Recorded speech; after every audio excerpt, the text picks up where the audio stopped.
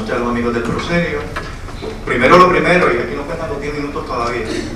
Mi agradecimiento a la revista jurídica por la invitación que nos hace a compartir con ustedes en esta noche.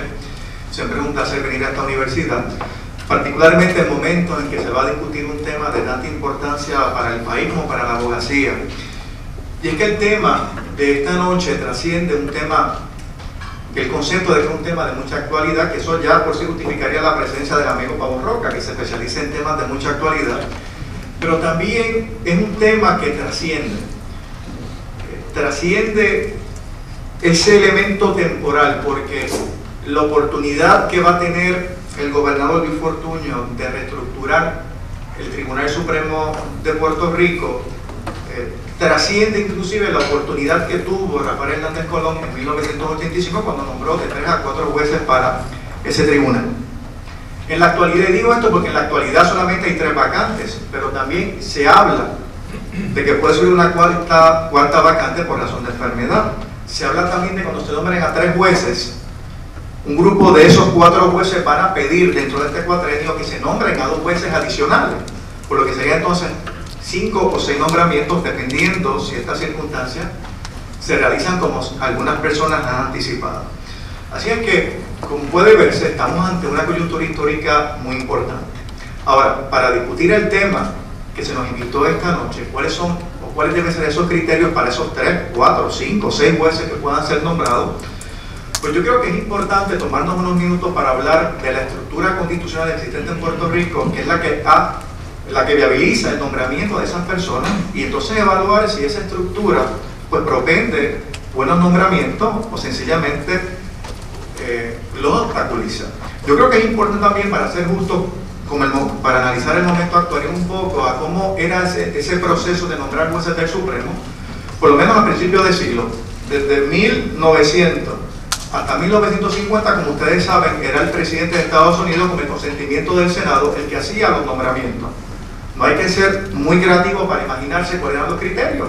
Amistad de ese candidato con el presidente, algún miembro del gabinete o alguna persona importante en el partido de entonces, el partido dominante en la política de Estados Unidos, y una persona que estuviera dispuesta pues a adelantar o a seguir la agenda de Estados Unidos en Puerto Rico. En 1950 eso cambia, se permite que sea entonces el gobernador de Puerto Rico el que lo nombre. En 1952 se aprueba la Constitución y es la estructura que tenemos en la actualidad. Es importante, yo creo que es importante analizar esto. En la Asamblea Constituyente se evaluaron varias estructuras para hacer esas nominaciones a jueces del Tribunal Supremo. Se discutió el asunto del voto popular, como se hace en muchos de los estados en los Estados Unidos. Se habló del famoso Plan Missouri, que aunque los nombraba el gobernador, ese es el Plan Missouri, eran a base de un grupo o de una terna que le enviaba, o ya sea a la rama judicial o un grupo previamente seleccionado.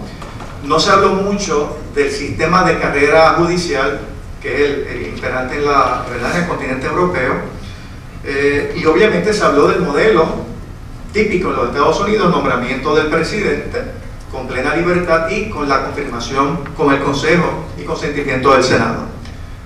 Tampoco hay que ser muy creativo para imaginarse cuál de esos sistemas prefería Luis Muñoz Marín, a quien no le gustaba mucho la competencia, y que obviamente un sistema que le quitara a él la potestad de nombrar a quien él quisiera, pues era un sistema que él no iba a avalar, como probablemente no iba a avalar nadie que estuviera en esa misma circunstancia en ese momento histórico. Así es que Muñoz Marín impulsó, al igual que hizo con la unicameralidad, impulsó la bicameralidad, a pesar de que había también una gran corriente por la unicameralidad. Perdonen que haga la digresión, pero es un tema, ¿verdad?, que uno siempre trata de insertar en estos foros. Pero bueno, él hizo lo mismo con el tema del nombramiento de los jueces. Quiso mantener el tema que ¿verdad?, la estructura que él prefería, a pesar de que había movimientos para un poco adoptar el Plan Missouri, que le daba una participación a la rama judicial en la selección preliminar de unos candidatos a ser referidos al gobernador. Bueno, dicho esto, ¿qué ha pasado? Pues bueno, el sistema actual pues es un sistema donde el gobernador tiene amplia discreción, y uno puede plantear que ese sistema es malo. ¿Por qué? Porque propende a que personas sean seleccionadas a base de ¿qué? De criterios muy particulares que sean favorables para el gobernador de turno. Pero por otro lado, debo decir que es un sistema que bien implementado puede ser un sistema muy adecuado. Y me explico. Ese sistema donde no se siguen unos requisitos previos como la carrera judicial o que sean nominados de una terna específica, pues permite al gobernador de turno seleccionar un tribunal bien variado. Y yo creo que eso es una cualidad importante en un tribunal, que sus miembros respondan a distintas ideologías, y cuando digo ideología no me refiero a la ideología político-partidista, sino si es conservador, moderado o liberal. Personas formadas en términos académicos de manera distinta, que su trasfondo en términos también laboral sea variado. ¿Por qué? Porque un tribunal colegiado se va a nutrir precisamente de ese choque, de ese debate de ideas. Un tribunal que es monolítico, pues realmente no tiene tanto sentido el concepto de tribunal colegiado. Es importante ese choque de ideas distintas, diversas, para evaluar una controversia en particular. Y evidentemente eso no es lo que ha pasado. Cuando uno analiza cuál es el perfil de los jueces del Tribunal Supremo en Puerto Rico, podemos decir que son hombres blancos, conservadores, de más de 55 años de edad, vinculados al partido del gobernador que los nombró y que de alguna manera u otra han estado vinculados, han estado cerca del gobernador de turno. Y ese, lamentablemente, ha sido el perfil, a pesar de que el sistema podría propiciar para que el gobernador de turno ejerza en sus nombramientos o acceda a personas de distinta formación que, como dije anteriormente, puedan entonces suministrar ese debate más variado de ideas, de conceptos que puedan resultar en una mejor adjudicación de los casos.